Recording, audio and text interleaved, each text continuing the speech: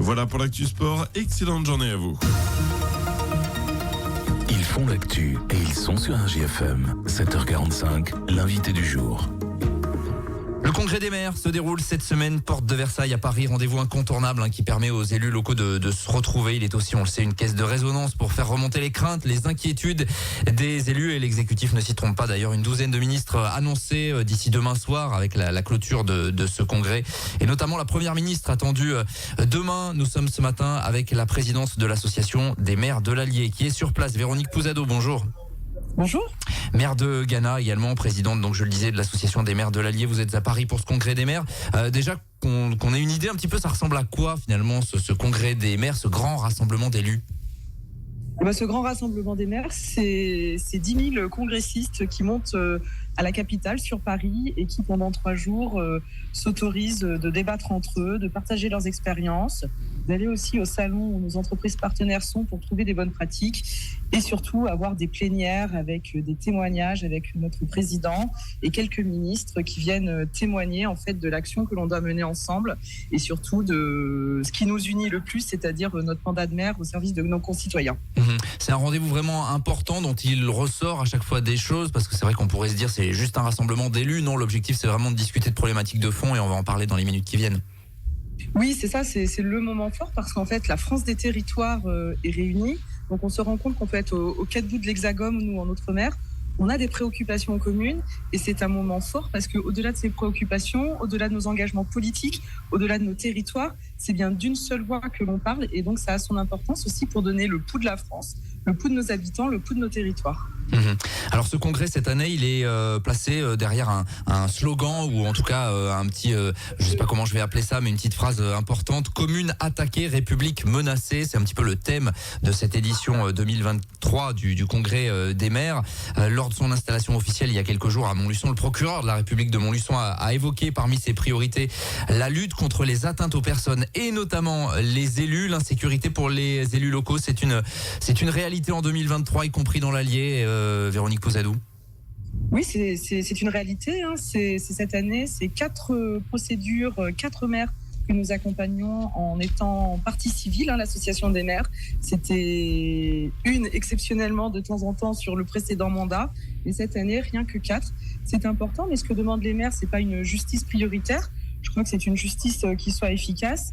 Et en fait, on se rend compte que les incivilités, elles sont sur nos maires, mais elles sont aussi sur toutes les personnes qui détendent le pouvoir public. Donc on demande vraiment que ce soit pris en charge, j'ai envie de dire, pour nos maires, mais aussi pour tous les partenaires qui nous accompagnent.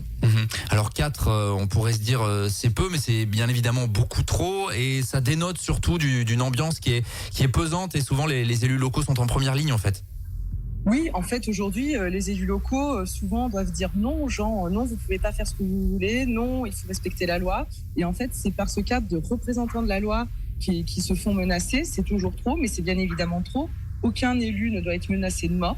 C'est impensable, c'est inconsidérable, même dans notre département de l'Allier, mais partout en France. Et c'est aussi cette voie, j'ai envie de dire, de l'autorité qui doit être respectée, la hiérarchie qui doit être mise en place pour qu'on puisse continuer à vivre tous ensemble. Oui, je le disais parce que le slogan autour de ce congrès, c'est commune attaquée, République menacée, parce que ce genre d'attaque, c'est la République qui est menacée, qui est prise pour cible. Oui, alors c'est les maires, mais c'est aussi malheureusement notre slogan était bien fait par rapport à la réalité. J'ai envie de dire un deuxième assassinat d'un professeur, c'est nos gendarmes qui sont caillassés. Je crois que c'est un vrai problème de société, et c'est vrai qu'aujourd'hui on a tendance à affaiblir le pouvoir politique. Les décisions, nous aujourd'hui, on peut plus mettre nos programmes en place. Et en fait, quand vous élisez des gens où vous avez l'impression qu'ils sont impuissants par les normes qui les écroulent, et bien en fait c'est la démocratie complètement qui est menacée parce qu'on n'a plus confiance, et puis les gens ne vont plus au bureau de vote, ne vont plus faire des choix pour, et en fait on va sur des choix contre. Donc c'est un peu aussi ce coup d'attaque, ce coup d'arrêt qu'on a envie de dire à l'État: stop, considérez-nous comme votre partenaire, on fait de l'aménagement du territoire, on fait des politiques publiques utiles à nos concitoyens, donnez-nous les moyens qui sont les nôtres pour pouvoir le faire. Évidemment, ça fait partie des revendications qui sont portées. Alors évidemment, sur cette thématique des violences, on a eu un exemple récent à Montluçon avec un élu conseiller municipal victime d'un jet de pierre en juillet lors des émeutes urbaines en Ville-Gauzée. Une enquête du Cevipof pour l'Association des maires de France notait également que 69% des maires interrogés, et ils étaient nombreux, avaient déjà été victimes d'incivilité, victimes directes. Ce sont des marqueurs, ça, qu'il faut prendre en considération, Véronique Posadou, vraiment, et c'est pour ça que vous alertez. Oui, ce sont des marqueurs phénoménaux. 7 maires sur 10. C'est juste hallucinant. Et c'est vrai que ce sont des choses qu'on ne peut pas tolérer. Et c'est des choses qu'il faut qu'on prenne à bras le corps pour trouver des solutions. Mais j'ai envie de dire, au-delà de nos maires, au-delà de nos élus, c'est bien toute personne qui détient un peu à un moment donné la parole, j'ai envie de dire, du vivre ensemble de l'État. Et c'est cette fonction-là qui est attaquée globalement. L'Association des maires de l'Allier, vous l'avez dit tout à l'heure, est partie civile dans toutes ces affaires-là.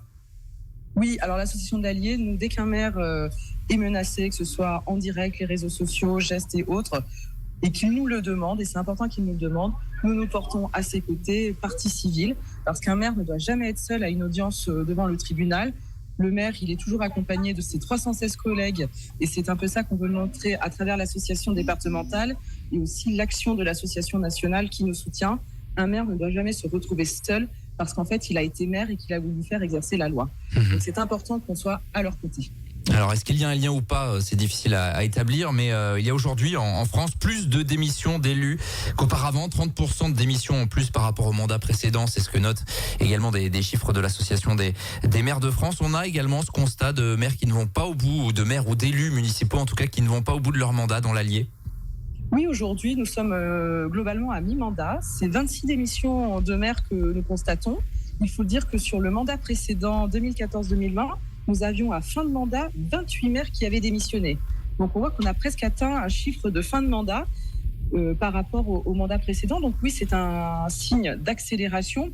Alors plusieurs raisons, certainement.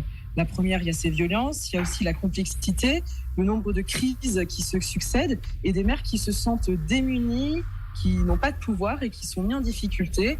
Pour certains, n'ont plus la force de continuer, préfèrent s'arrêter parce qu'en fait, c'est un échec aussi qu'ils le ressentent de leur part, même si c'est vraiment des effets extérieurs qui font qu'ils ne peuvent pas se mettre au travail correctement. Ça, vous avez, j'imagine que vous allez faire remonter ces inquiétudes-là, ce constat-là également aux différents membres du gouvernement qui vont se succéder d'ici demain soir. Oui, c'est ça. Nous, on l'avait fait remonter déjà au président Lisnard en 2022 quand il était venu dans l'Allier. On est une des premières associations départementales à avoir fait remarquer ce constat parce que nous, on suit une comptabilité, entre guillemets, avec la préfecture de nos démissions d'élus. C'est 350 élus dans le département l'Allier, dont 26 maires. Et donc, c'est des choses que l'on comptabilise au niveau de l'association nationale désormais et que nous faisons remonter au niveau de l'État. Mais au-delà de faire remonter ce constat qui pose question pour les enjeux à venir, c'est aussi de dire attention, peut-être qu'on a trop de normes, peut-être que le mandat devient trop complexe, les difficultés s'imposent trop. Il faut peut-être aujourd'hui arriver à faire des pauses de dialogue pour pouvoir travailler ensemble. Vous le disiez, 350 élus qui ont démissionné donc depuis les dernières élections dans l'Allier. Là aussi, j'imagine que le rapport est à peu près le même par rapport au mandat précédent. C'est des chiffres qui alertent. C'est des chiffres qui alertent, alors pour différentes raisons. C'est vrai que dans nos conseillers municipaux, l'engagement est beaucoup plus compliqué. Donc parfois, nous avons fait des listes avec des gens volontaires, mais qui ne se sont pas rendus compte vraiment du mandat qui les attendait. Certains, forcément, la vie évolue. Donc voilà, des choses totalement normales.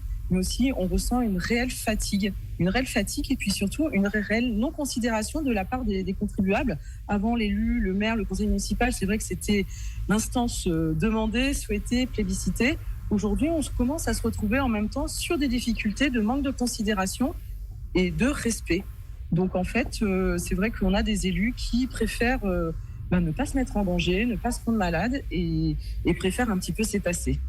Est-ce que vous êtes inquiète du coup pour les prochaines élections municipales de 2026, prochaine échéance? Est-ce que vous vous dites pas qu'à un moment il y aura un déficit de personnes qui souhaiteront finalement y aller vers ces élections, notamment dans les petites communes?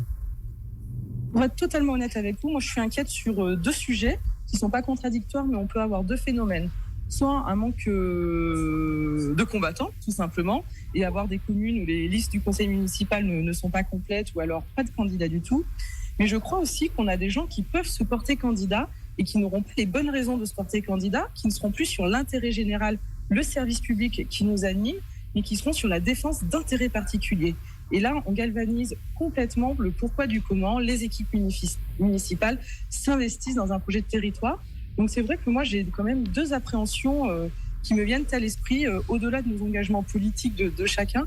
C'est vraiment cette non-défense de l'intérêt général qui m'inquiète. Un dernier petit mot, Véronique Pouzadou, avant de vous libérer pour la suite de ce congrès des maires qui se poursuit donc tout au long de cette journée de mercredi. On sait que les opérations de carte scolaire, les premières réunions vont débuter en début d'année prochaine. On sait qu'il y avait eu des tensions l'année dernière. On a pas mal de maires de l'Allier qui avaient été un petit peu scotchés par ce qui était proposé. L'association des maires de l'Allier avait un petit peu temporisé en disant c'est le dialogue qui doit prédominer. C'est le sens également des interventions futures que vous mènerez dans les prochaines semaines, dans les prochains mois.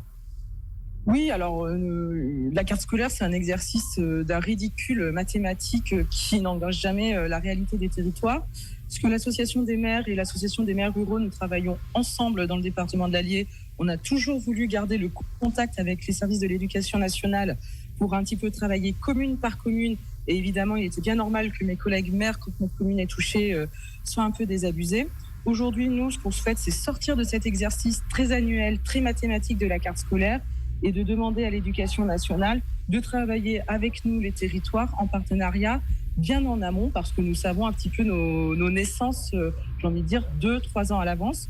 Donc nous avons travaillé les deux associations réunies et nous allons affirmer dans les jours qui viennent nos lignes rouges que nous souhaitons qu'ils soient respectés dans le respect de la diversité de notre territoire des départements de l'Allier et dans le respect des travails des élus et des équipes éducatives, pour que l'éducation nationale entende notre voix au-delà de la carte scolaire, mais vraiment qu'ils prennent la main de cette méthodologie de travail. Donc on vous en dira un petit peu plus dans les jours à venir. C'est un sujet qu'on suivra évidemment et qui va alimenter encore le débat sans doute dans les prochaines semaines. Merci Véronique Pouzadou, on rappelle présidente de l'association des maires de l'Allier, maire de Gannat, depuis la porte de Versailles à Paris où se tient le congrès des maires jusqu'à demain soir. Merci à vous. Merci. Et on va nous continuer avec l'info locale. On revient dans 5 minutes, à tout de suite.